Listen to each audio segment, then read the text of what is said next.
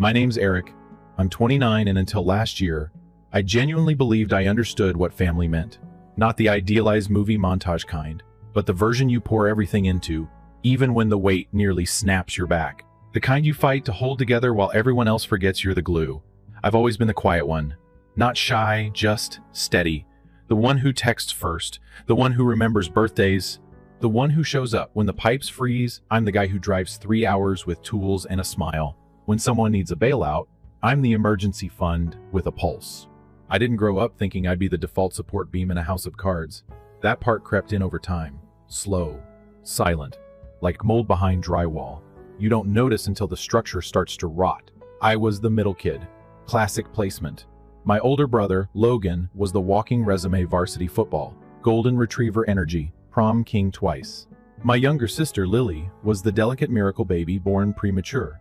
Spent the first year in and out of NICU, and never stopped being wrapped in cotton after that. And me? I was there. Steady B+ student. Quiet lunch table. Honor roll but never valedictorian. I taught myself to fade in, not take up too much space. I didn't even hate it. I leaned into it. Invisible was safe. After high school, I scored a scholarship, hustled through college while juggling a part-time job, and eventually bootstrapped my way into launching a small business. For the first few years, it was brutal instant noodles and rejection emails. But it clicked eventually. Clients came in. I scaled. By 26, I was making real money, enough to start giving back. And that's when the dynamic shifted. It started innocently enough. Mom called and mentioned Logan's car was about to be repossessed. Just until he gets that new position, she said. You know how hard he's trying. Then came Lily's tuition. She picked a liberal arts school, so exclusive even financial aid had fine print. Dad needed help patching the roof. Then the HVAC broke. Then Mom finally wanted that kitchen she always dreamed of. I didn't say no. I told myself I was lucky to be in a position to help. I told myself I was investing in the people I loved. I even believed it. For a while. But the problem with being the emergency exit is no one checks on you unless there's a fire. And they stopped noticing I was burning. Last Thanksgiving was the wake-up call. I hosted. My new house finally had space. I had it catered classy but cozy. Hired a cleanup crew. Fire pit in the backyard. Thought maybe this time they'd see me. They didn't. No one lifted a finger. Logan gave a loud, boisterous toast about how family's always there, without so much as glancing in my direction. Lily brought a new boyfriend who barely said a word to anyone, and she spent most of the evening whispering into her phone. Dad parked himself in front of the TV, grumbling about how kids these days have it too easy. I smiled through it. I always do. But that night, something inside me started to fray, and then it snapped. It was a Tuesday. Just a regular, nothing special Tuesday. I'd pulled a 14-hour workday, pitched a big deal, signed a new client. I came home late, exhausted and starving, and found a voicemail from my dad. His tone was sharp, like a cold slap. All you ever do is take, he said. You've never given this family anything worth remembering. If you had any decency, you'd stop acting like we owe you something and just leave. I listened to it twice. Then I sat there, in the dark, staring at my phone, my dinner still in the microwave. And I realized something I should have seen years ago. They didn't see me. Not really. Not as a person. Just as a wallet that made itself available. I didn't scream. Didn't call back. I just packed a bag. That night, I turned off every automated payment tied to their bills. Mortgage help. Lily's tuition. Logan's insurance. Gone. Not out of spite, just clarity. I didn't tell them. I just vanished. I rented a place in Sedona. Mountains, red rock, the kind of landscape that makes you feel small in the right way.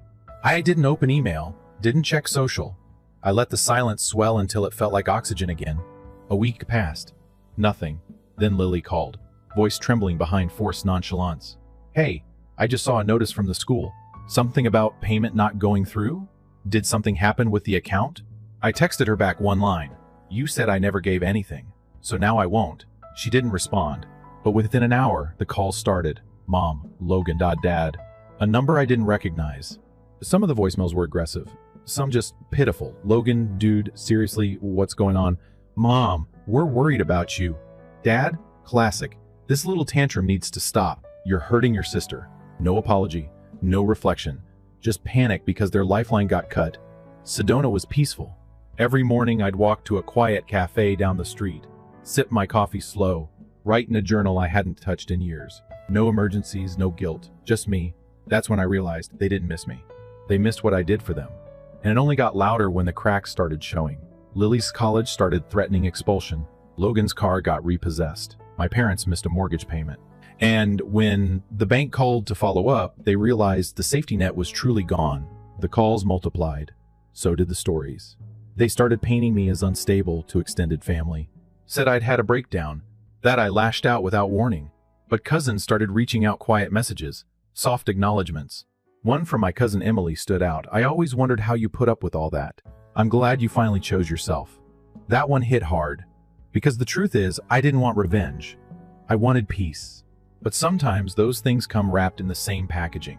The funny thing about cutting people off is that they don't notice until the consequences affect them directly. A month of silence stretched by without a single sincere check-in, just a pile of missed calls and guilt-drenched voicemails once their lives started shaking. And the worst part? None of them asked if I was okay, not once. They didn't care where I was or how I was doing. What they wanted was access again. They didn't lose a brother or a son. They lost their backup plan. I spent those early days in Sedona thinking I'd eventually feel regret. That maybe one morning I'd wake up and miss them. But what came instead was something quieter relief. A strange calm that settled in, like I'd been holding my breath for years and finally let go. I wasn't even angry anymore. Not in the way I used to be. This was different. It was like seeing an old wound and realizing the scar doesn't hurt anymore. By the second week, I started driving out to hiking trails just to feel the ground beneath my feet. There was one trail in particular, Bell Rock, that carved a memory into me I didn't expect. I'd made it to a narrow overlook that opened into a canyon and sat there for an hour doing nothing. No texts. No noise. Just wind. And I remember thinking, this is what it feels like to exist without needing to be useful. I didn't realize how much of my identity had been wrapped up in being needed. Not wanted. Needed. And there's a difference. One asks you to stay. The other demands you perform. Around that time, Emily reached out again. She sent a longer message this time. I don't want to get involved, but I want you to know. Your mom called mine, crying. Said you left without a word. That you're destroying the family. She even attached a screenshot of a Facebook post my mom made. Something vague about betrayal and how some people let money turn them cold. The comments were a circus of sympathy from people who didn't know the full story. People that first hadn't spoken to in years. I didn't comment, didn't try to explain, because the moment you start justifying your boundaries, people think they're negotiable. Instead, I made a call to Daniel, my attorney. I asked him to review the accounts, the payments, and the property titles. I needed to know exactly where I stood, legally, because if I was going to reclaim my life, I wasn't leaving loose ends. One of those loose ends was the lake house. They'd sold me on the idea years ago, pitched it as a shared family retreat, something we could all enjoy and pass down. I'd paid for it in full, every cent. But when Daniel sent over the deed, I saw what I hadn't bothered to check back then. My name was the only one listed. They'd never bothered adding theirs, probably assuming I wouldn't care. Or maybe they thought I wouldn't look. But now, I looked, and I decided it was time to act. I flew back on a Sunday, didn't tell anyone, didn't warn them, just landed, picked up a rental, and drove straight to the lake house. It was off season, so no one was there. The air was crisp, the sky bruised with clouds. I walked through the house slowly, photographing everything: cabinets, fixtures, family pictures still hanging in the hallway. Not a single one included me. And this was the house I bought. The one they used for birthdays and holidays. The one I wasn't even invited to half the time. I remember standing in the living room, staring at a framed photo of Lily and Logan on the dock, arms around each other, smiling like it was a Hallmark card. It was dated the same weekend I was supposed to visit, but they told me it was just a quiet weekend for two. That was the moment I made my decision. That evening, I called Daniel again and gave him the green light to list the house. No heads up to the family, no warning, just action. It wasn't about revenge, it was about reality. I was done pretending my generosity was unconditional. They had treated my support like a given, like a feature of their lives they were entitled to.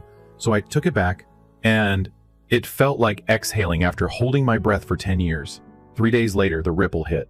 Lily called again. This time, she didn't try to fake calm. She was frantic. Eric, why is my school account locked? I just got an email. I didn't say much. Just told her to contact the financial office. That's when the yelling started. Her voice cracked under the weight of losing comfort she thought would never end. I hung up mid-sentence. Then came Logan. His call was more aggressive. Accusatory. What the hell are you doing, man? You can't just walk away like this. I didn't answer that either. Because I didn't walk away. I stopped enabling. Big difference. Mom's email came next. Pages of emotional manipulation masked as concern. You used to be so kind. We don't understand what's happening to you.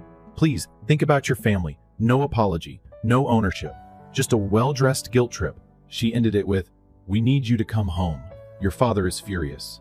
I reread that line a few times, more amused than angry, as if fury gave him authority, as if I was a child who needed correction. But I wasn't a child anymore, and I wasn't theirs to manage.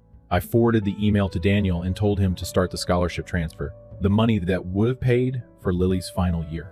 I redirected it. A fund for first-gen college students, the kind who don't get tuition handouts from tech bro uncles. It felt poetic in a way. The help still existed, it just no longer came with strings or silence. I stayed quiet after that, let the silence do what my words never could. And in the void, the truth started surfacing. My aunt reached out, then 2 cousins. Emily told me Logan had moved back in with our parents. His car was gone. Lily was scrambling to transfer. Dad had called a family meeting to explain the situation, but apparently ended up yelling the entire time about how I was ungrateful and soft. But nobody seemed surprised. In fact, one cousin texted, "We always knew something wasn't right. Glad you finally said enough." It was surreal. To hear people I barely spoke to validate what I'd been swallowing for years. Turns out I wasn't crazy. I wasn't too sensitive. I was just finally honest. And the silence that followed wasn't empty. It was full of everything I'd never allowed myself to feel. 2 weeks later, the lake house sold. A couple from Oregon paid above asking, cash. I signed the transfer papers and felt a strange weight lift, not because of the money, but because that house had become a symbol of my erasure, my effort, my quiet suffering. And now, it was no longer theirs to take for granted. I thought that would be the end of it. I was wrong. Because once you cut off the supply, the real unraveling begins. After the lake house sold, I expected some kind of explosion, a showdown, maybe even a visit. But for days, the silence stretched thin, like something about to snap. Then it started again, not with apologies, but escalation. A certified letter arrived at my office. Thick envelope. My father's name typed at the top like it was some kind of formal dispute. Inside was a message dressed up in legal language but transparent in its intent. "We are formally requesting a meeting to discuss the breakdown of our family relationship." I laughed the moment I read it. A meeting? As if healing could be scheduled like a quarterly review. But I kept reading, and that's where the real motive surfaced. They wanted a portion of the proceeds from the lake house. Claimed they had emotional equity. That phrase stuck with me, like a punchline without a joke. Emotional equity. They couldn't afford the mortgage anymore, but they could afford to invent new types of delusion. I slid the letter across Daniel's desk without saying a word. He smirked, tapped a finger on the paper and said, "Want me to remind them emotional equity isn't a legal concept?" I nodded, but we didn't stop there. He pulled up a digital folder. We'd started building receipts, bank transfers, home improvement invoices, tuition confirmations. The paper trail wasn't just long. It was airtight. Years of silent support laid out in numbers they could no longer twist with sentiment. And buried in those records was something I'd nearly forgotten. A lump sum I'd loaned them back when they first fell behind on the house they lived in now. No contract, just a verbal agreement. But Daniel had documented the deposits, every transaction date, and amount. With that alone, we could file a lien. And if we filed the lien, we could force a sale. The idea sat there between us, like a lit fuse. I didn't say yes immediately. Not because I doubted my right to act, but because I wanted to be sure this wasn't about anger. It wasn't. It was about clarity. About finally choosing fairness over family fantasy. I gave Daniel the green light. While he started the paperwork, I took a train to the coast. No reason, I just needed to move. Motion helps when your past tries to pin you down. I stayed in a quiet Airbnb above a bookstore, walked every morning, watched the tide roll in and realized I'd never actually slowed down in years. I was always fixing something, always funding someone, always bracing for the next ask. Now, for the first time, there were no messages waiting, just stillness. And that stillness gave me space to feel things I'd buried, grief mostly, not for what I lost, but for what I never had. A real family, one where love wasn't transactional, where my worth wasn't measured in wire transfers or renovation budgets. And once I stopped pretending, the truth became sharp enough to cut through all the excuses I'd made for them. It wasn't long before word spread about the main house being at risk. My mother called Emily again, this time crying on speaker. My father apparently raged about betrayal, said I was trying to humiliate them, and maybe they were right, but not in the way they meant. This wasn't revenge. This was an audit of loyalty, of boundaries, of reality. Emily called me one night, voice low, like she was telling me a secret. Your dad said he's gonna go on social media and tell everyone you're unstable.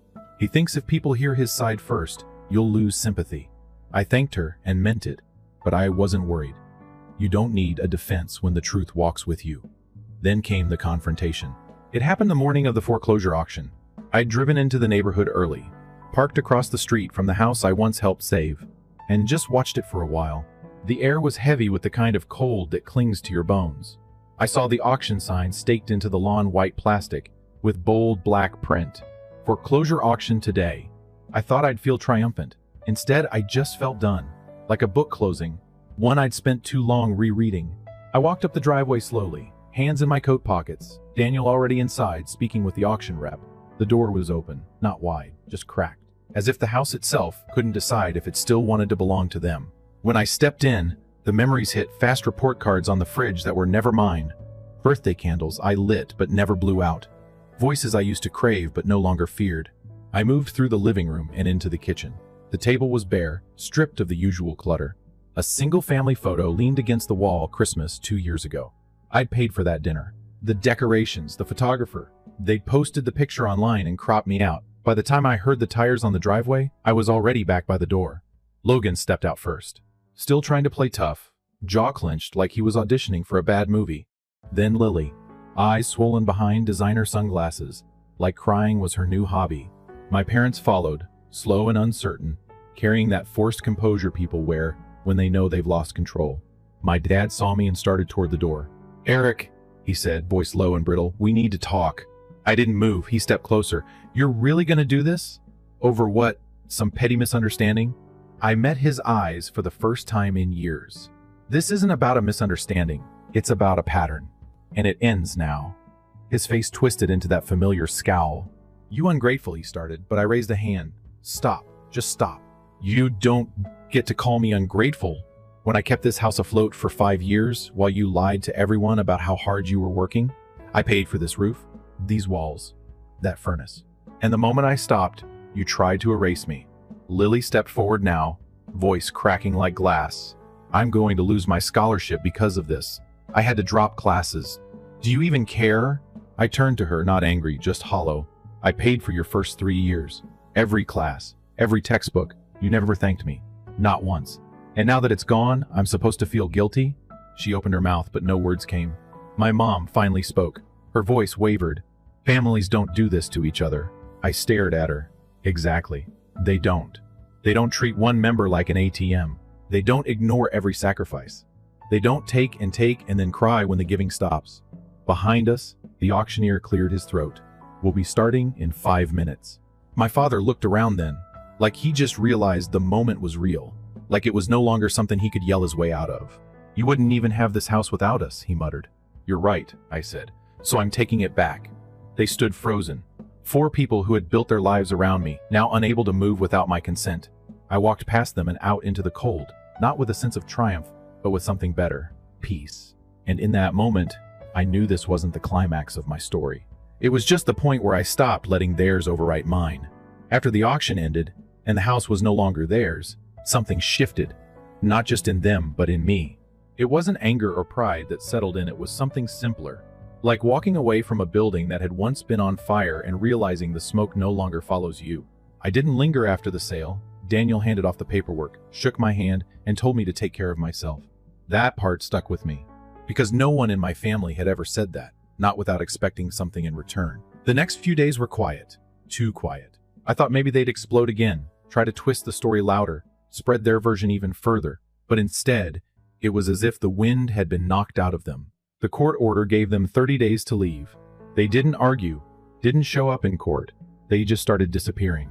The movers arrived on a rainy Thursday, and Emily sent me a photo. Boxes piled on the lawn. Some of them weren't even taped shut. My parents had left old trophies, broken lamps, torn couches, years of stuff no one ever wanted to claim. Like they couldn't be bothered to take the weight with them. One of the movers called me that night, said they'd found something I might want. It was an old journal from high school, tucked in a box labeled Misc Junk. I told him to hold on to it, and a week later it showed up in my mailbox. I opened it late at night. sitting alone in my new loft with the city humming beneath me. The handwriting was uneven, smaller than I remembered. Each page was filled with goals. Graduate. Start a business. Buy a home. Take care of my family. I read that last one again and again. Take care of my family. I don't know if I cried. Not really, but something swelled in my throat and stayed there like an unanswered question. That was the dream, wasn't it? To succeed and share it. To be the one who made it easier for everyone else. But I had mistaken obligation for love and silence for strength. I thought if I gave enough, eventually they'd see me. But they didn't. They just saw what I gave. And when the giving stopped, so did the illusion. A week after they moved out, I went back one last time. Not to reclaim the house. That part was done. I just wanted to walk through it without pretending anymore. I parked across the street again. Same spot. Same time of day. The air had that same sharpness. But this time it felt clean. I stepped inside. The lights were off. The room's empty. No furniture. No framed photos. Just walls that used to echo with voices I'd trained myself to chase. I walked the same path I always did. Living room. Kitchen. Upstairs hallway. It all felt smaller than I remembered. Like the house had shrunk after they left. I paused in my old bedroom. It was bare. No bed, no desk, just the outline on the floor where the carpet had faded around furniture long removed. I stood in the middle of it, hands in my pockets, and took one slow breath. This was where I used to dream, where I used to rehearse job interviews out loud, where I used to pretend I didn't hear them fighting in the kitchen. I looked at the blank wall where I once taped my college acceptance letter. I left it there for years, hoping someone would say something. They never did. Before I left, I opened the closet. A single shoebox sat in the back. Inside was a stack of old cards, birthday, Christmas, some handwritten notes from years ago. Most weren't even addressed to me. One was from Lily to Mom, dated the same year I paid her tuition in full. It said, "Thank you for everything. I couldn't do this without you." I held that card for a while, unsure if I felt sad or numb. Maybe both. I didn't take the box. I left it where it was. Some things deserve to stay behind. When I stepped outside, the street looked exactly the same. Nothing about the neighborhood had changed, but I had. And maybe that's what healing really is, not forgetting what happened, but finally letting go of the version of yourself that kept trying to make it right. I locked the door one last time and left the key under the mat. The new owners would be arriving in a week. I hoped they'd fill the space with something better. In the following days, I got exactly 2 messages. The first was from my father, sent as an email attachment with no subject line. It was a PDF of some typed letter titled Statement of Emotional Harm. I didn't even open it, just forwarded it to Daniel, who called me 20 minutes later laughing. "This is real?" he said. "They actually tried to invoice you for emotional damage?" I told him to file it in the archive with everything else. That was their last attempt to guilt me with formality. The second message came from Lily. A simple email, no dramatic subject, just 3 short paragraphs. She said she didn't expect a reply. She said she finally understood why I walked away, that the silence had forced her to sit with things she'd avoided. She didn't justify what they'd done. She didn't beg. She just said she was sorry. And for the first time, I believed her. But I didn't write back. Not out of malice. Just clarity. I didn't need an apology to know my worth. I already had it. With the house sold and the accounts closed, I moved on. Really moved on. Bought a smaller loft in a different part of the city. No extra bedrooms, no guest lists. Just space that was mine and no one else's. I kept it simple, clean. I bought the kind of furniture that made me happy. Not what looked impressive in a group photo. I didn't throw a housewarming party. I didn't announce the new address. I just built a life that no longer asked me to prove anything. Emily and I stayed close. We met for a coffee every couple of weeks. She never pressed for details, never tried to play therapist. She just showed up. And that's how I knew she was different. The people who care don't need a performance, they just need truth. One afternoon, she brought her laptop and showed me something she thought I should see. It was a screenshot of a Reddit thread. A throwaway account had posted about a sibling who abandoned their family after becoming wealthy.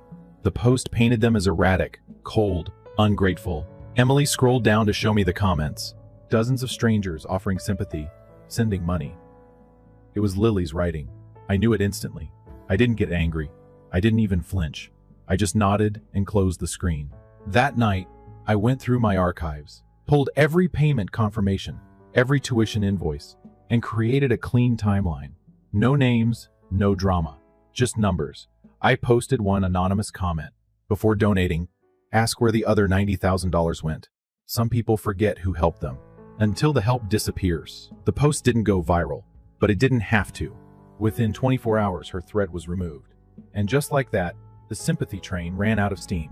That was the moment I stopped being afraid of how they told the story. Because for the first time, they weren't the authors anymore. I was. The day after Lily's thread vanished from Reddit, I expected more noise, more fallout, maybe a storm of desperate messages or half-baked threats, but it was quiet. Too quiet. Like they didn't know how to pivot now that their old tricks weren't working.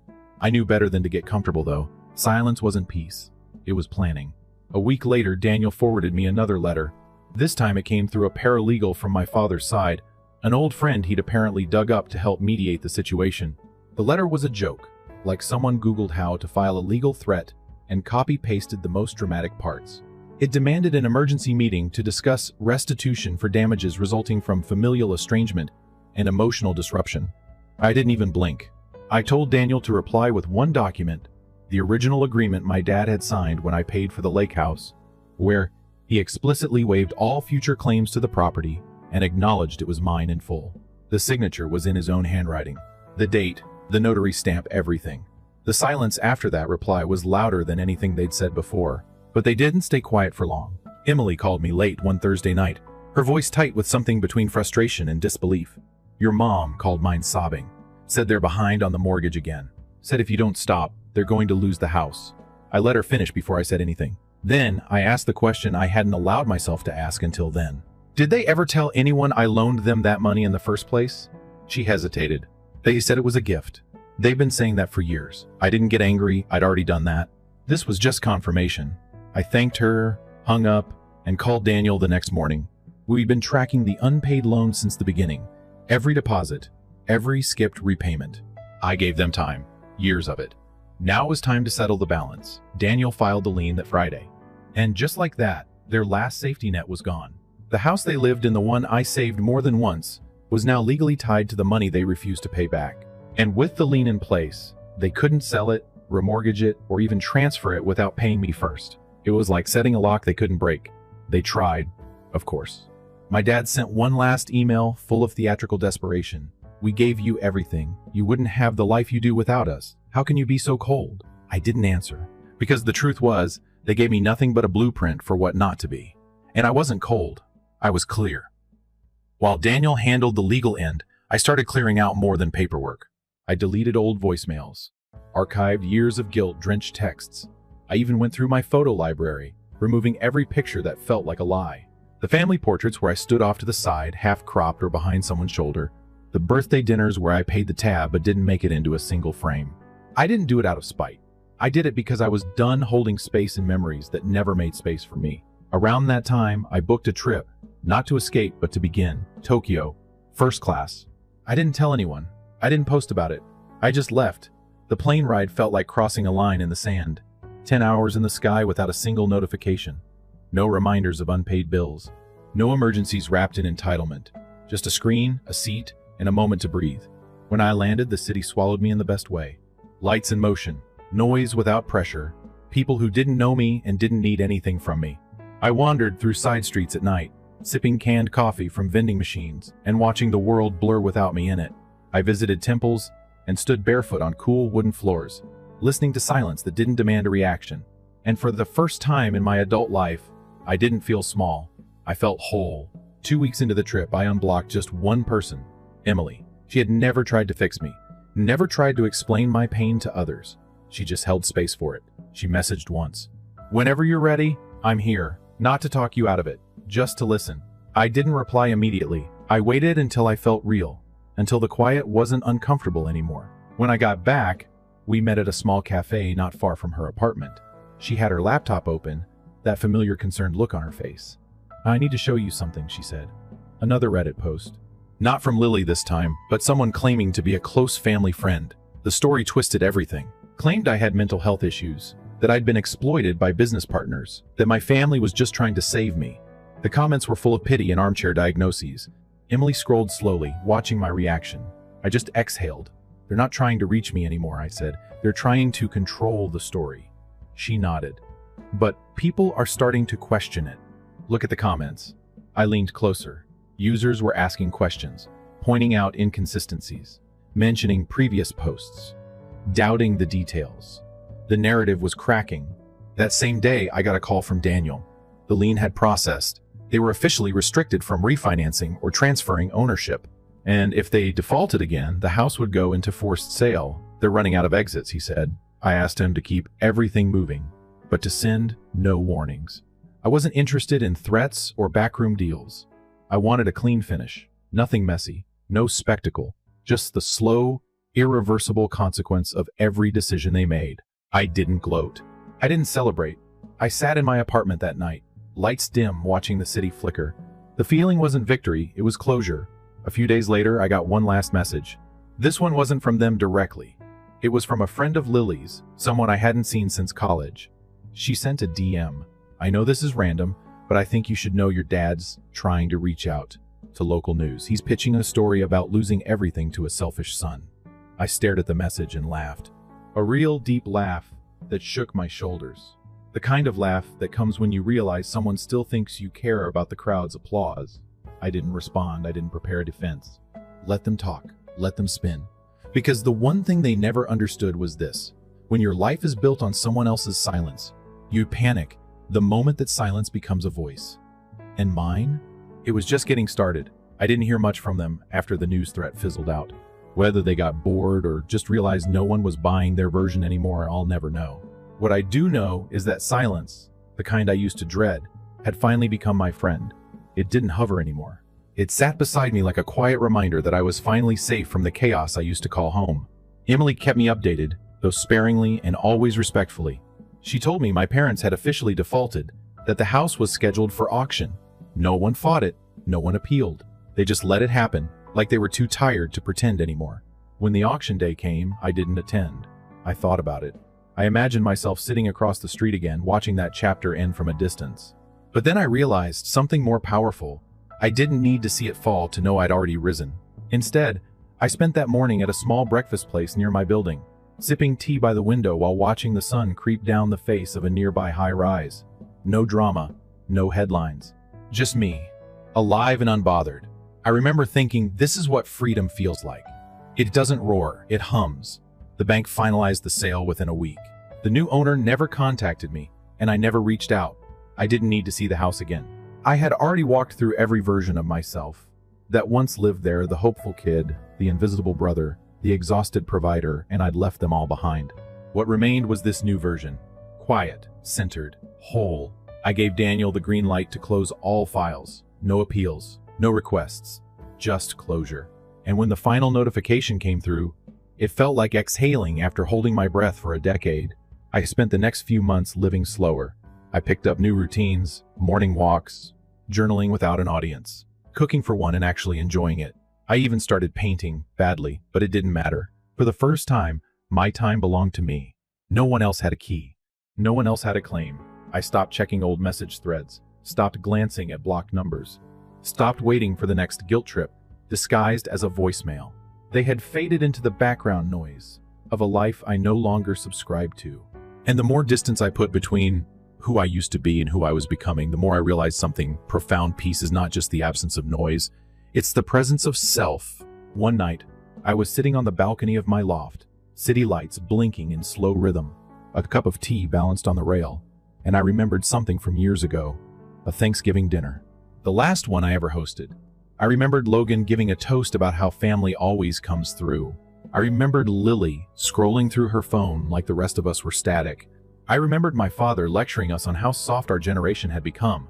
I remembered smiling through it all, as if that performance would earn me a seat at the table I was already paying for. That night had once haunted me, but now it felt like a scene from someone else's life, like a movie I used to love, but could no longer watch without cringing. Because now I saw it clearly. They weren't a family. They were a system, one that only functioned if I stayed small and silent. A few weeks later, I received one last email. From Lily. She didn't ask for money. She didn't try to rewrite the past. She just said she understood now. That she had taken a long look at who she had been. That she wasn't proud of it. She told me she didn't expect a response.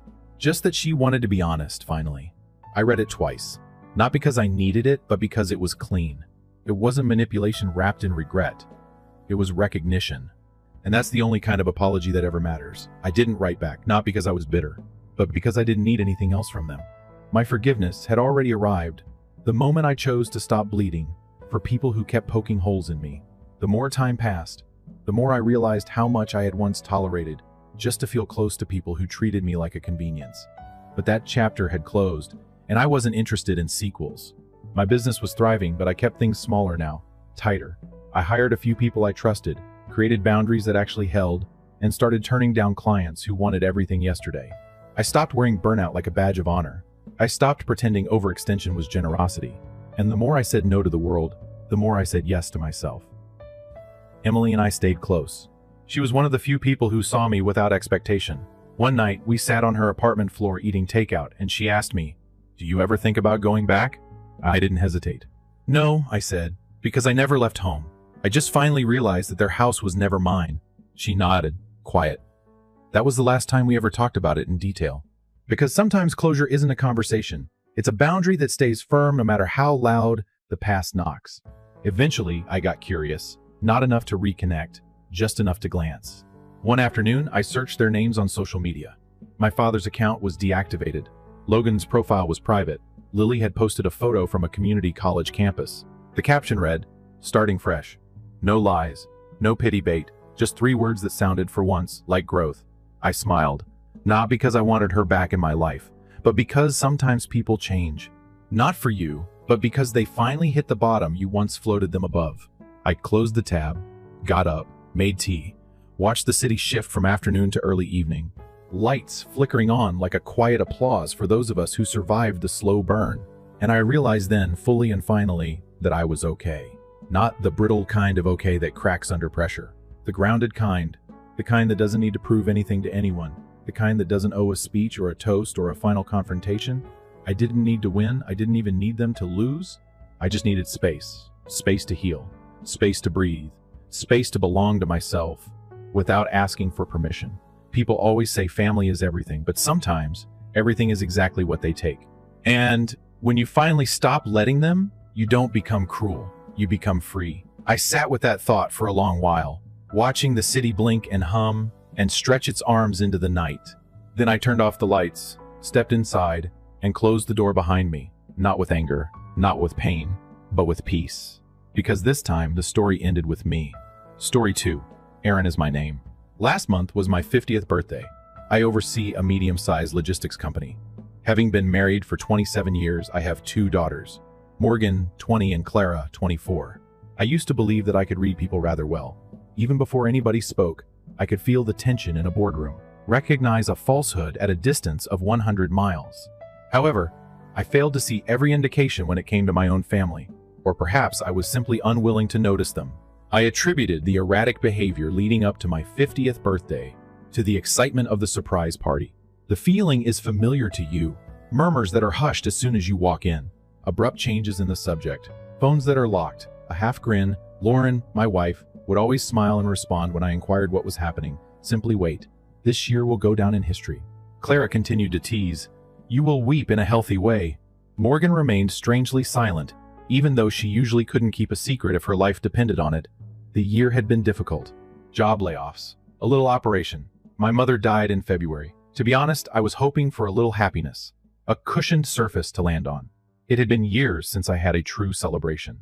It felt obvious that we would always do more for the children. However, I suppose I secretly want that this milestone would be different. That perhaps it would be for me. Lauren gave me an early good night kiss the previous evening. Get some sleep, she said. Tomorrow is a big day. I recall dreaming about a surprise vacation as I was resting in bed. Something sentimental, perhaps. Back to our honeymoon destination, Napa, or over dinner with longtime companions. She'd talked about getting back in touch with some. It seemed like something was coming, whatever it was, and I allowed myself to get enthusiastic for once. I awoke by myself. Skipped breakfast. On the nightstand there was no card, not a single balloon. No birthday greetings. No sound of the females conversing down the corridor. No pancake fragrance. There was only an empty kitchen table instead. I have a canceled calendar invite on my phone and a used cup in the sink. 6 p.m. birthday supper at the Ridge. Lauren canceled the status. Not a word. No justification. Simply gone. I looked at our family's common calendar. Clearance was merely tagged busy, while Morgan's event was marked blocked. I launched our group chat. No messages. Lauren didn't say anything either. Not even a birthday greeting. I spent a lot of time staring at my phone. Once I tried to call, it went directly to voicemail. There was no message left by me. I don't like to plead for attention. I persuaded myself that it was still a surprise by lunchtime. Perhaps they wanted me to believe they had forgotten. Later, I could see all of my pals assembled with cake and drinks when I stroll into the ridge. However, 6 p.m., I stayed at home while they arrived and departed. I reheated the stir-fry that was left over. There was no moisture in the rice. Strangely, the soy sauce had become bitter. As I ate cold chicken at the kitchen island, I reminded myself that they were only running late and that they may arrive at any moment, laughing when plans alter or take an unexpected detour. My brother then shared a selfie on social media at 7:11 p.m. 12 individuals huddled together beneath a beautiful pink sky in a group photo. That smug gotcha grin was on my brother's face. This was his caption, "The genuine ones on a surprise vacation," and directly behind him, my wife was grinning, her hair blowing in the breeze, as well as my 2 daughters, Eve and Tom, my dearest friend. The camera was in his hands. On a beach, they were. I knew right away. Vallarta, Puerto Rico. Last year I had casually said that I'd want to visit there sometime. They apparently got the hint. Not with me, though. I didn't send an SMS. I did not make a call. I simply sat there and stared at the screen till my phone went black and faded. After that, I got up, went to the basement via the corridor, and took the lockbox out from beneath the steps. It contained emergency cash, a copy of the house deed, and most importantly, the remote codes and backup keys for every smart lock in the house. I changed everything for the remainder of the night.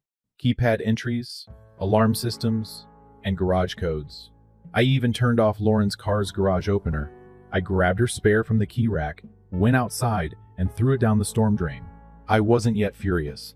I felt as though I was the only person who hadn't yet recognized that the world had gone silent. I switched off the phone early the next morning. When I eventually switched it back on 2 days later, it seemed as though a hive had taken up residence within. 48 calls were not returned. Voicemails, dozens, more than 100 emails. "Just listen to us, please. You're not understanding. It isn't what you believe." From Morgan, Clara, and Lauren, even from Tom. However, my brother's was the most notable. Subject line. I told them that this was not a good idea. I didn't open it. After entering the kitchen, I drank a glass of water and took a seat at the table. The same place where I had sat by myself with my stir-fry on my birthday. And at last, I had a sensation. Not melancholy, not misunderstanding. Decide. Because of whatever weak justification or pathetic explanation they had prepared, whatever they were going to tell me, it would not be sufficient. Not now. That's when I made my next decision. Tom asked me out for drinks after work 3 weeks prior to my birthday. It was not out of the ordinary. Since our 20s, we had been going out for drinks on Fridays. This time, though, something was different. He appeared uneasy and preoccupied. He continued to look at his phone, avoided every question I posed about his job, and hardly touched his second drink. When his final customer died, we were both in the trenches together. Silence was therefore unusual. Perhaps he was struggling at home, I thought. I was aware that he had been working to restore his career and dating life after a difficult divorce last year. However, he would change the subject whenever I brought up his ex or anything even somewhat sentimental. Then, as the evening wore on, he gave me this strange half-smile as he sat back in his chair. "Did he say that people alter their minds when they believe you're not looking?" I arched an eyebrow. "What is the intended meaning of that?" He gave a shrug. "Just letting you know, the people closest to you may not always be who you believe them to be." At the time, I dismissed it with a laugh, thinking he could be projecting. Now, however, I now wonder if that was his last-ditch attempt to warn me without really speaking the words, or if his remorse was showing through. A few days later, the next moment arrived. As I passed Lauren's office door, I turned and gave her a rear crack. She was on the phone and her voice was low. I wasn't attempting to listen in, but when I heard the term called transfers, there was a pause. Only after his birthday, though. No, messing up is not what I desire. My heart began to beat rapidly. I was still as I stood. She was always in charge of the family's money. It was simpler that way, she always insisted. And I didn't mind at all. I had faith in her. We both used the same account. Yes. However, we also had real estate, a number of investment portfolios, and even some offshore funds from my father's inheritance. Before she could see me, I moved away. I signed into every account I could think of that evening. The passwords were no longer the same. No access. I didn't even recognize some of the accounts. Under our identities, a new LLC was formed. I was unable to view the specifics. To test the waters, I questioned Lauren about it in passing the next morning, and she brushed it off with a lighthearted smile. Just a little housekeeping to get everything in order before tax season. I wished to trust her. Yes, I did. However, there was a strange, predetermined quality to her voice, as if she had practiced it. But I ignored it. That was not a man I wanted to be. Suspicious. Untrustworthy. The over-analyzing spouse. So I told myself I was exaggerating, that she could have been preparing a surprise. Something enormous. Perhaps all of this was preparing me for the most amazing birthday of my life. But now that I understood precisely what it was, I was able to take the actual ones on a surprise excursion. Every time I closed my eyes, the selfie played back in my mind. Lauren wearing her first sundress in years. With her hand draped over Tom's shoulder as if they were old friends, Clara held a cocktail and used to make fun of me for ordering Morgan. My wife, my children, and my best friend. Lost. I couldn't stop thinking about that line. The actual ones. As if I were phony. As if I weren't sufficient. I kept what I had found to myself. Not quite yet. Rather, I went to work as if nothing had happened. I managed the logistics of a warehouse expansion, kept a smile on my face during meetings, and even assisted one of my staff members in negotiating a raise. Nobody had any suspicions. On the inside, though, I was quietly constructing something, methodically. A partner attempted to skim off the top of a freight deal, so I hired a private investigator I had previously worked with. She was competent, discreet, comprehensive, and subtle. After giving her Lauren's name, I gave her Tom's. Then I begged for everything, and so did the females. She emailed me a zip file 2 days later. After work, I opened it on my work computer. The Aaron family activity label was placed on the folder. Travel confirmations, screenshots, bank statements, and meeting logs were all present. Then came the worst part. Lauren and a person identified only as an attorney spoke on a recorded phone conversation. I performed it. Indeed, I'll be the majority shareholder after the transfer's finished, she stated. As clear as day, he's not going to argue. He has no idea what we have planned for after his birthday. Everything will be tidy. The girls are on board. Tom is assisting with the documentation. My mouth became parched. It was more than simply forgetting my birthday. This was a coup and a setup. This has been planned for months. Establishing a safety net, transferring ownership, transferring money, and setting up legal safeguards without my involvement. The saddest thing is that my own kids participated. Lauren spent every late night catching up on her job. Clara's laughter always made me cry in a positive manner. When I entered, Lauren swiped each phone away. No surprise party was being held. They had a secret to keep. Tom, this is the bit that truly got to me. The man at my wedding who stood next to me, who I once bailed out of jail during a bar brawl in college, and who wept when Clara was born. She was taking everything with his assistance. My hands were shaking, but not from despair, and my heart was racing as I sat at my computer. Out of clarity. Betrayal has happened before, but never this close. Never wrapped in phony warmth, birthday greetings, or smiles. They believed me to be blind, that I'd leave in silence. However, they overlooked something. It was more than simply my birthday. I likewise lost faith in them on that day, and the day I began organizing my own surprise, when they wouldn't anticipate it. And just after I believed I had all I required, Morgan sent one last email to me. Subject: don't do anything till you hear my side, Dad, please. And I discovered something that completely altered my life when I opened it. The email was brief. Far too brief given the seriousness of the situation. No emoji, no greeting. Only 11 sentences. 10 well-chosen phrases that completely reorganized how I've been thinking about the past few months. At first, Dad, I had no idea what they were doing. It was for your retirement, they informed me. Said to be worn out. Claimed to be grateful to them. It was only 2 days ago that I discovered the truth. Mom silenced me when I attempted to tell her. Clara is unaware that I am texting you. Don't answer, please. Not quite yet. Don't sign anything, though. Examine the brown box beneath your bedside. I cherish you. I laughed out loud at that final phrase. I read it again and again. I wished to trust her. I had to. Morgan and her mother had always been closer, less combative and more meek. She wasn't a liar, but she also didn't enjoy controversy. Not with me. A part of me resisted, though. If Morgan was being honest, it indicated that she was enmeshed in something beyond her control, and that she may have been pulled into their mess out of duty or fear, or guilt, maybe worst of all. I got up from my workstation and entered the bedroom. Since Lauren's departure, the bed had not been made. Her lavender lotion was still slightly perfumed on her side. I didn't stay. I reached under the frame while crouching. Dust and stray receipts are being brushed by fingers. Next, cardboard. A little brown shoebox, not marked, unused light. It contained a little black leather planner, handwritten notes, a couple USB drives, and dozens of printed emails. 2 years ago, Morgan's. Absently, I turned through it. I didn't have high expectations till I got to the back pages. 2 letters were folded and stuffed into the pocket. The first was from Lauren to her lawyer, Richard. It was a red ink written draft with revisions. The title request to start the process of reassigning ownership. The wording was clinical and emotionless, as if she were transferring jobs rather than ruining her husband's life. It described the steps involved in obtaining a majority stake in the logistics company. According to my firm, it would maximize family security in the long run, particularly if Erin starts acting aggressively or emotionally unstable. I took a leisurely seat. I felt sick to my stomach. Before anything had even occurred, she was portraying me as a danger. Morgan wrote the second letter 2 days before to the trip, written by hand. Mom said it's protection and not betrayal. However, I notice her appearance when she discusses the business. It's not to keep you safe. It has to do with power, concerning control. I was mistaken to believe that she was doing it for the family. She has been coercing Clara into giving Tom leverage in exchange for her job offer. He is assisting her with more than just legal matters. They have been in a relationship. It has probably been months. Clara refused to listen to me when I tried to speak with her. It's like witnessing a slow-motion train wreck. There were 2 underlines in the final line.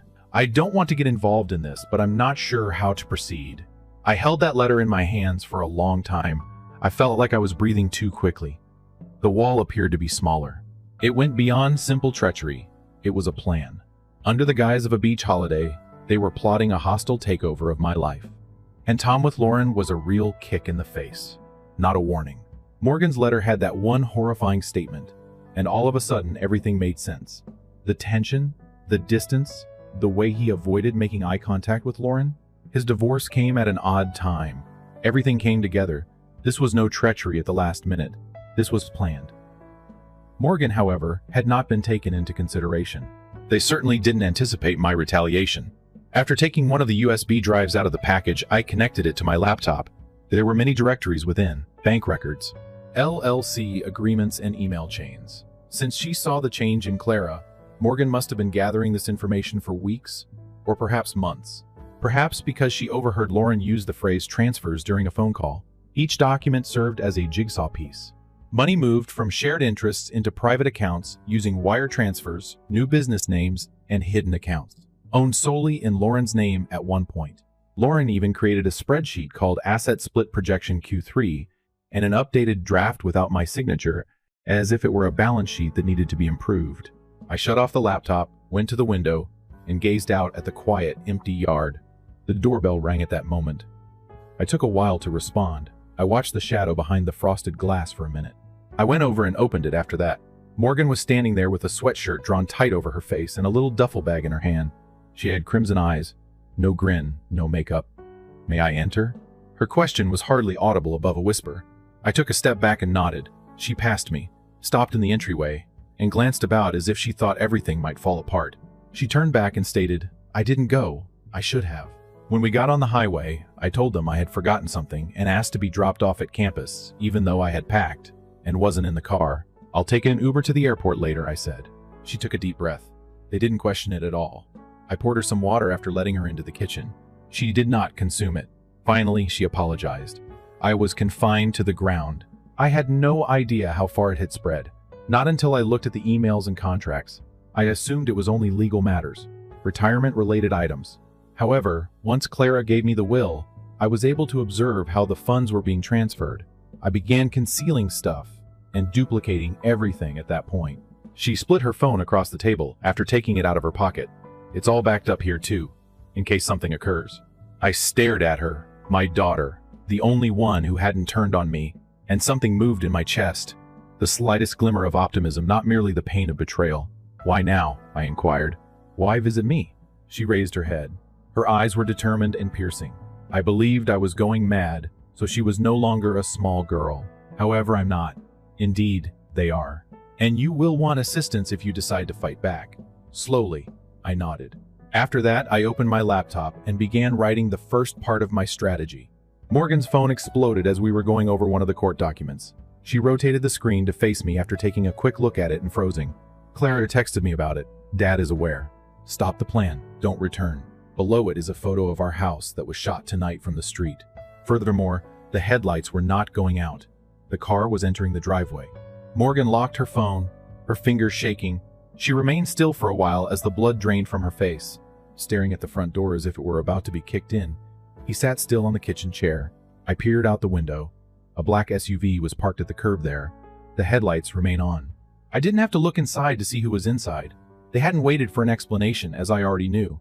They had no intention of returning to apologize. Lauren had arrived after Clara had sent the message. With her, perhaps. With Tom, perhaps. They were in a panic since they didn't anticipate Morgan switching sides, most likely to repair harm or worse. Calmly and methodically, I got up and switched off the lights in the kitchen. Next, the corridor, the living room. The home went dark in a matter of seconds. Morgan followed my signal to keep quiet as I led her down the hall and into the garage, past the den. I struck the side panel, cutting off the garage door's electricity, in case we managed to get into the basement. In addition to my workplace, my backup setup was located there, which was more crucial. I've learned to always have fail-safes from years of operating a business. Wi-Fi router for emergencies, cam feed that is hidden, backup power that runs on batteries. On the security monitors, I clicked. Lauren, wearing a trench coat and seeming extremely angry, was captured on video getting out of the SUV. In the passenger seat, Clara remained. She was pacing while on the phone, most likely attempting to get through to Morgan once again. They didn't have Tom. I couldn't tell if that was a good or terrible thing. Lauren rang the doorbell as she approached the porch. Don't knock. Don't shout. She had no intention of creating drama. Not quite yet. It was recon. She wanted to know whether I had seen anything and if I was still at home. Morgan would have informed me that she waited till the 30s before taking out her phone. Then mine buzzed upstairs. She made another attempt. Buzz. Once more. Buzz. She knocked 3 times at last. Heart, Morgan muttered. She believes that we are unaware. I gave a nod. For the time being, let's maintain it that way. Lauren walked the porch for another minute while we observed. After a while, she turned back to the SUV and spoke into her phone. I couldn't hear what Clara was shouting when she rolled down the window. After that, they both climbed in and drove away. Not that far. It's just around the corner. That street was familiar to me. It boasted one of our house's best vistas and a cul-de-sac. They had no intention of departing. They were observing. I let out a slow breath.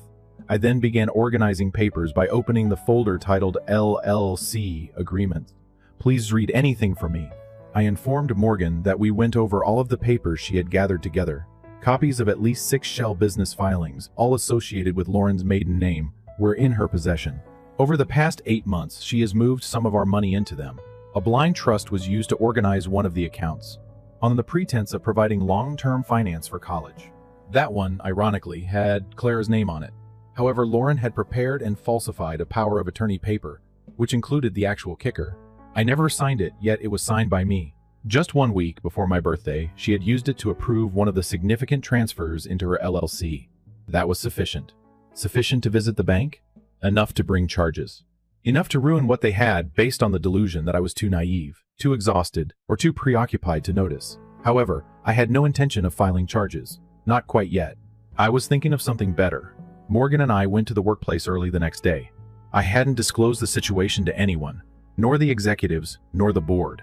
Not even my 8-year assistant. However, they were aware that something had changed. When I entered with a fire in my stride and a briefcase full of papers, while I conducted an urgent executive meeting, Morgan waited in the foyer. Around the wood table we sat. Quietly, I lay everything out, calmly. I turned over the evidence, including the bank transactions, the falsified paperwork, and the attempt to secretly transfer ownership of the business. The room became quiet when I spoke those 5 sentences. The majority shares being sold by me. They believed I was playing a bluff. No, I wasn't. 3 weeks prior, I had spoken with a global logistics company that wanted to grow in our area before any of this came to light. I didn't give it much thought back then, but now I do. I now gave their CEO a personal call. We spent 8 hours in a row negotiating. By the end of it, they were pleading for my signature since I had organized the agreement so neatly and completely. I almost doubled the company's worth when I sold it. I then moved 10% of the remaining 7 figures to a new trust, with Morgan as the only beneficiary, as the proceeds were already being held in escrow. The others? I closed all of the accounts associated with Clara and Lauren's names. The blind faith fell apart. The college fund went through a liquidation.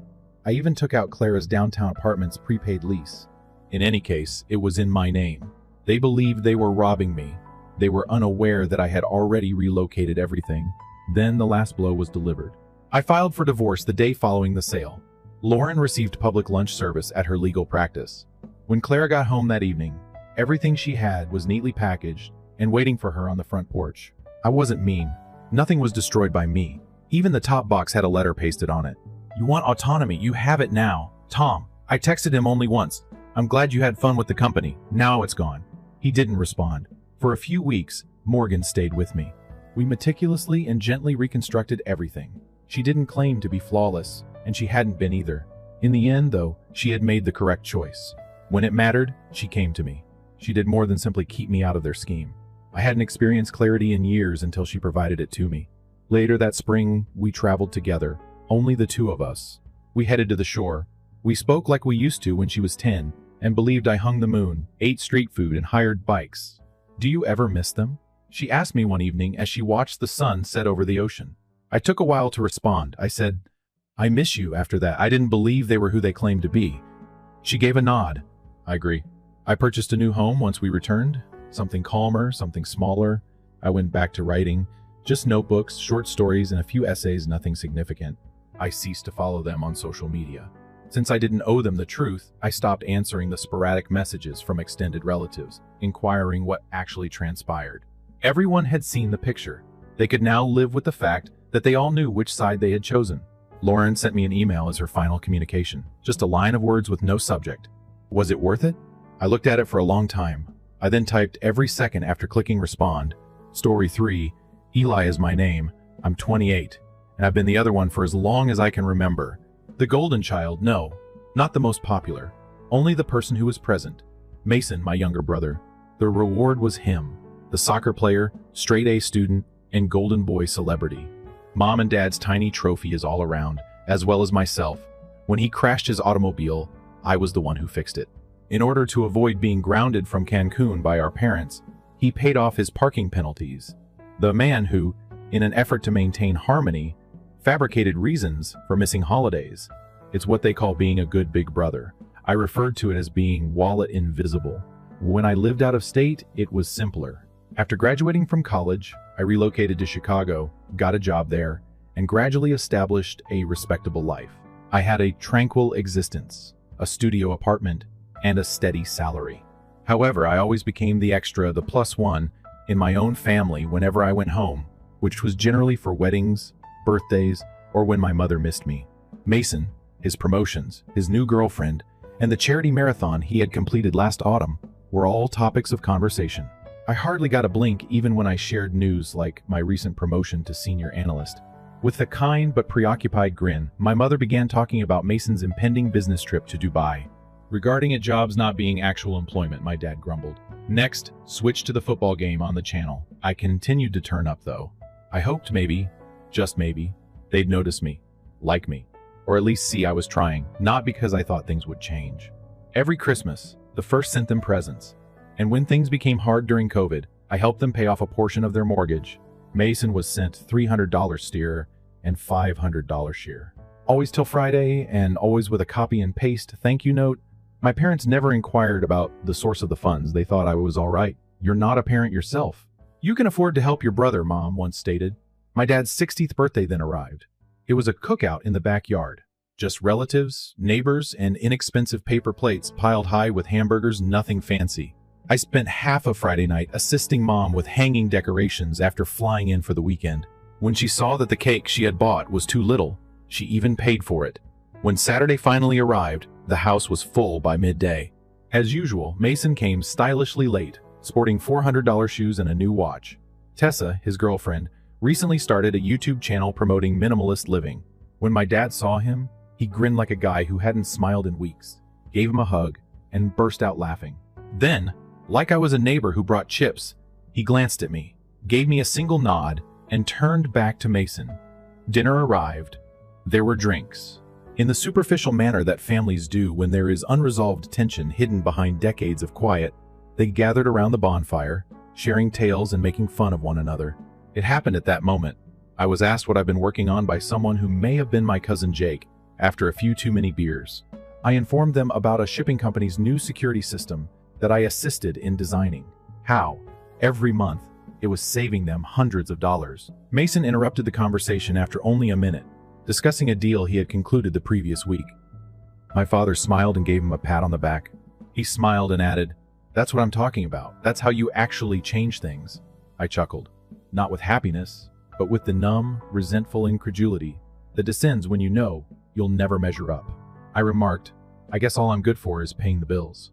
With his drink in hand, my dad stated it loudly enough for everyone on the terrace to hear, "Eli, you've always been a waste. The one who matters most is your brother." The world continued to revolve. No one screamed in terror or dropped their drinks. A few folks chuckled uncomfortably. It was too late for Mom to silence him. Not because I was shocked, but because he finally stated it aloud. My stomach fell. I didn't cause any trouble. Unlike in the movies, I didn't shout, storm off, or throw a drink. After standing there for a moment and gently nodding, I went inside, picked up my bag, made reservations for an early flight back to Chicago, and departed. Not a word, no farewells, nothing but quiet. The next few days were strangely quiet. No phone calls, messages, or phony check-ins. Or are you attempting to play neutral as a relative? I returned to my work, concentrating on myself. I stopped giving Mason the monthly auto transfer I had been doing until he recovered. Stopped the family plan. Even the data Mason used to stream music at the gym was something I had continued to pay for. They all silently vanished from their financial life after logging off of the shared Netflix that I've been allowing them to use. One membership at a time. It was 3 weeks later. Then, one evening when I was preparing supper, Mason received a brief, irritated text from my phone. "You stopped giving me money. But why?" After a minute of staring, I tightened, wanted to avoid wasting it on someone who had all they needed. After then, my life never moved so quickly. The situation became intriguing. A few days later, my mother called. I didn't respond. Then a barrage of texts appeared. First worried, then feeling guilty, and then furious. "You're acting too young. We are related. Right now, Mason needs you." I paid them all no attention. Not that I was being mean. I had just finished. However, I was surprised by how quickly everything would fall apart without me. It began quietly. Small indications that the structure I had been silently supporting for years was beginning to give way, without me to hold it steady. Now, my Aunt Linda was the first to call. She never took sides. Her courteous nods and quiet shrugs just lingered in the background. However, she wasn't so impartial this time. After I put her phone on voicemail, she repeated, "Eli," and she tried again right away. "Your mom is crying," she says. "Mason's rent is overdue, so she and your dad are using their money to make ends meet. What's happening?" I took a while to respond. I sat there looking at the wall, as if it would allow me to finally speak what I had been keeping to myself for years. I ceased to assist. Flatly, I replied, "I suppose it implies that Mason never ever owned the money in the first place." After a moment of silence, she let out a sigh. "You are aware of their nature. They don't consider the repercussions until they are well buried in them. They might not learn any other way." After responding, I hung up. Depending on your point of view, it either grew worse or better after that. Mason apparently skipped his rent for 2 consecutive months when I stopped sending him the $500 every 2 weeks. The bills from his credit cards began piling up. When his Venmo began to bounce, Tessa, who views hard labor as editing her own thumbnails, left. "Leaving a Toxic Relationship" is the title of the heartbreaking breakup video she shared. My reality received more views than all of her earlier posts put together. I didn't miss the irony. Then came the unexpected part. When I was younger, my parents' financial situation began to deteriorate. Real guys manage money without complaining, my dad used to boast. What he omitted to disclose was that his handling came with a lot of silent assistance, such as the loan I discreetly returned on his behalf when he defaulted 5 years ago following a failed business endeavor, or the $800 I gave them each Christmas for house maintenance. Because, as my mother stated, he doesn't need the embarrassment now that I'm not there to clean up their mess. Things had lost their cleanliness. They lost internet access. When they were no longer able to host, Mom had to call off her book club. Dad had his truck repossessed. He has apparently been opening credit lines using Mason's name.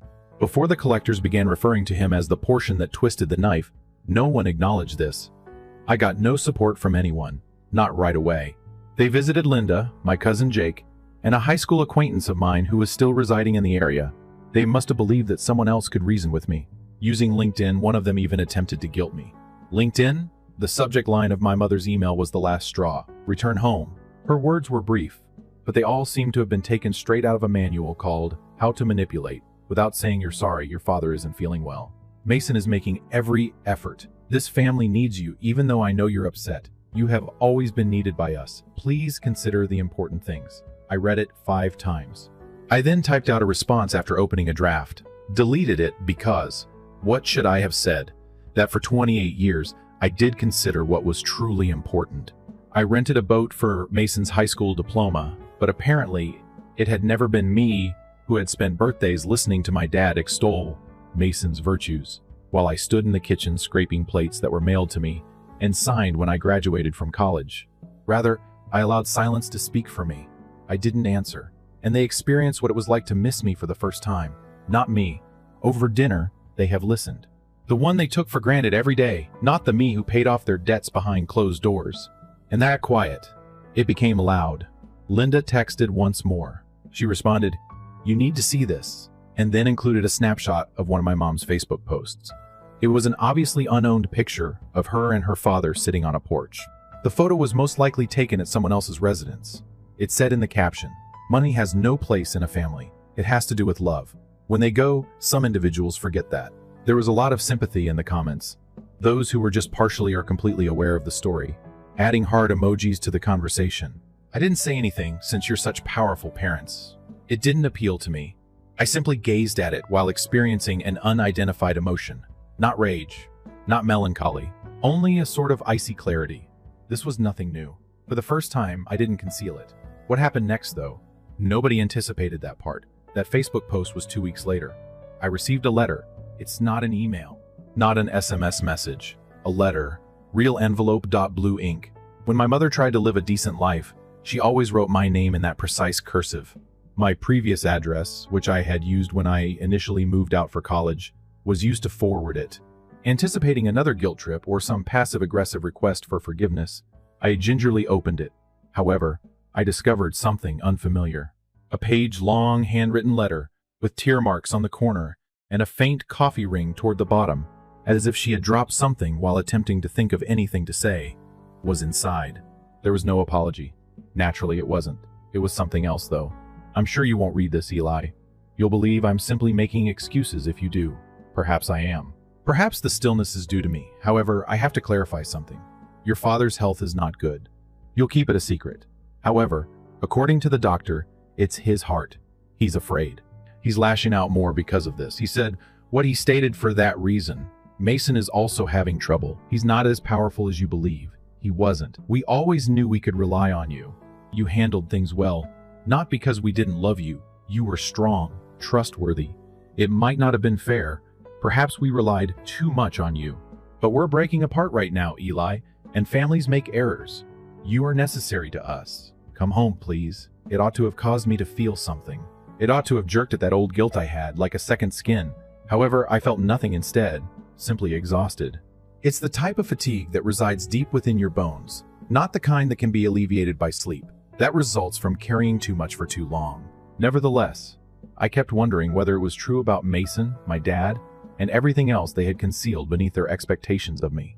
I decided to do something I hadn't done for a while. I took a peek. I did not make a call. I didn't inquire. I did some research. Mason is still listed as a freelance consultant on LinkedIn, which I discovered. 6 months of no action. He had been discreetly kicked off the team page of the firm he used to work for. I looked through public documents. He had twice been kicked out. I then searched for my parents' home. Before the foreclosure, it was under foreclosure. All of a sudden, everything made sense. The calls from relatives I hadn't spoken to in years, the letter, and the mail. They weren't trying to get in touch because they were missing me. The bank eventually hung up the phone, so they were contacting you.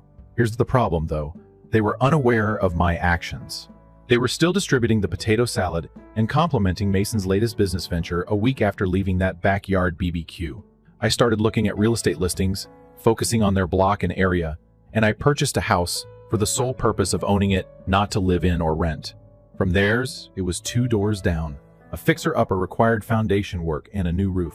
I made a cash payment, install improvements under a holding business that isn't directly related to me, replaced the mailbox. To make it appear deserted, they even put an old junker in the driveway. They didn't notice. However, they would shortly. Because something else was subtly taking its place as they were frantically trying to find out why Mason's safety net disappeared, why the bank was no longer patient, and why the bills were stacking up. And one wet Wednesday was the culmination of it all. I received the call while working from home. Unknown figure. I let the voicemail go. Another one a few minutes later. For my mother, this time. I took it up. She spoke in a tremulous, frantic voice. "Eli," she said, "the house next door was purchased by someone?" "It is." "Isn't that you?" I remained silent, simply let the stillness to continue. Her voice cracked as she replied, "I saw your name on the permit. You've been watching us remain still the entire time." I remained silent. "Why would you do that?" "I don't comprehend." I finally said something. Calm, steady. For example, I rehearsed it to see what would happen if the weight was removed from the drain. She began to weep, but it wasn't theatrical or wailing. Only faint, fragmented noises. "Eli, we're losing everything. You've already lost me." I then hung up. However, it didn't end there, because the aftermath was what followed. Mason, who had been unemployed for more than a year, attempted to fabricate a tale online, saying that I was severing the family's ties out of retaliation. He also called me cruel and poisonous in a since-deleted tweet. I did, however, have receipts, not actual ones. I never had to provide bank transfers or screenshots. People recalled the niece I sent a laptop to during lockdown, the uncle whose hospital bill I paid, and the cousin whose college books I purchased. Silently, they extended their hand. "We were unaware. We're sorry," they said. An army wasn't necessary. All I needed was for them to see at last. And now I sit on the porch of that small, remodeled house down the street, drinking coffee, watching them hurry as foreclosure signs appear and a family group conversation stops talking. It's out of clarity, not malice. Because sometimes letting others sense your absence is the only way to tell them how valuable you are. However, an envelope showed up right after I believed the story was resolved, and they had learned their lesson. It wasn't from my mother. It came from Mason in the form of a signed check and a message that said, "You win." This was never about winning, though, and I understood then that he still didn't understand. And everything changed when I did what I did next. I spent a lot of time looking over that check. Not much, not quite enough to pay for a quality downtown apartment and a month's rent. However, the message it conveyed was clear. You prevail, like it had all been a competition, as though being noticed at last, being appreciated at last. I had to win some petty game by finally selecting myself. It dawned on me then. He didn't comprehend. Not one of them did. By leaving, I wasn't attempting to make a statement. I had no desire for vengeance. I had no intention of hurting anyone. I won't pretend, though, that their suffering didn't occasionally feel like justice. No, I just finished. I finished playing their emotional ATM, their afterthought, their unpaid fixer, done being the man they only noticed when there was a bill to pay, a repair to make, or something to cover. However, despite their fall, they were unable to abandon the notion that I was the cause of their eventual release. I didn't tear up the check, though. I also didn't frame it. I put it, unopened, at the back of a drawer, allow it to remain there like a relic from a past existence of mine. Then I did something they didn't anticipate. I went on. The house adjacent to theirs was sold by me. Didn't go there at all when it was for sale. I gave it to a local investor. As of the last time I heard, he intended to demolish it and construct a new structure, a fresh start. It felt natural. I didn't want to see them fall apart any longer. Keeping score from the shadows was not something I wanted to do. I desired to create a life in which I was important, not because I was reliable or helpful, but just because I was here. I thus began to say yes to activities that I had previously put off. I made travel arrangements to Iceland. No itinerary, just myself and a camera. I was sick of lonely dinners and microwave meals, so I enrolled in culinary lessons. When coworkers urged me to join a local hiking club, I used to scoff, wondering why I would squander a Saturday morning with strangers. However, I now participate in the group. Strangers might end up being better than relatives, it turns out. A few of them did. I met Danny a few months into this new routine. She was frank, intelligent, and had a way of pointing out when others were trying to undersell themselves. She saw that I always started my introductions with my work title. She often reminded me that you are not your work, coffee, unless you'd like to. But living in that box is quite little. We began leisurely coffee walks and late-night phone conversations that dissolved into the quiet of the early dawn. And I didn't feel like I needed to show anything to get someone's love for the first time in years. I didn't need to finance the aspirations of others, want to have Danny welcome to their table. I simply was. One night, about a year after I abandoned my family, someone called me, blocked phone number. I let it to ring. My dad was followed by a voicemail. He spoke more slowly and hoarsely than I recalled. He sounded tiny. Eli, I'm not sure if this number is still active. What I'm attempting to communicate is beyond me. You are missed. Your mother also does. Mason, he's working things out, but I'm not. Son, I was mistaken. For a long time, I was mistaken. And I am aware that it might not matter whether I say that now. But I'll be here if you ever want to chat. I refrained from crying. I also didn't smile. I simply sat there with the phone, listening to a guy who had measured usefulness and love for his whole life, only to discover that silence was the price he paid for his pride. I didn't return the call. Then no. After a week, I waited for 2. Then, one Sunday, Danny and I were at our new apartment folding laundry. Our flat. I think I might write him, I remarked. She raised her head. Because you're looking for closure. No, I said, since I'm prepared. I didn't send a harsh letter. It wasn't chilly. There was no drama. It was just truthful. I got your voicemail, Dad. I've been attempting to figure out why things were the way they were for a while. My purpose in writing is not to instill shame in you. I only wanted to let you know that I had to go. I wanted time to discover who I was apart from what you all thought I should be. I never was the drain, and I'm not now. I will not return to make amends. However, I'm open to speaking on my terms. Here's my number, if you're game. Instead of waiting by the phone, I mailed it. I didn't wait for an answer. False hope was not something I allowed. I created something distinct and substantial. To proceed, I didn't require their apologies, but I would listen to it if they offered. Weeks went by. Then, one night, I received an SMS from an unidentified number. Thank you. I'll accept this chance even if I don't deserve it. A few days later, we had lunch together. Me and him alone. No sweeping redemption arcs, no announcements. 2 individuals, each broken in their own way, attempting to converse while seated across from one another. He inquired about Danny, my life, and my job. He even said her name as if it were important. Not as a stand-in for a life he believed I ought to lead. I really messed up, he finally confessed. I gave him a nod. Yes, you did. He simply nodded back without flinching. He said, I'm trying to be better. It's not too late, even if it is. It's simply not the same path anymore, I remarked. For me, healing looked like that. Not a bell-wrapped forgiveness. Constructing something new rather than returning to the previous state of affairs. Something more robust, slower, and smaller. We didn't speak for a time about Mason. He got a stable job, something stable, I heard through the grapevine. No more get-rich schemes, no more company ideas. Simply put, work. Actual labor. Finally, he reached out. Not with a request. Only a message. All those years, I didn't know what I was asking of you. Now I do. I apologize for my delayed response. Upon doing so, I simply wrote, I think you're real. One step at a time is what we should do. And we did. That was today, 2 years ago. My life doesn't appear to be that dramatic. It's neither a tale of retribution nor a flawless redemptive arc. I own it alone. I leave for work. I return home. Danny and I cook together. I read. I rest and I laugh.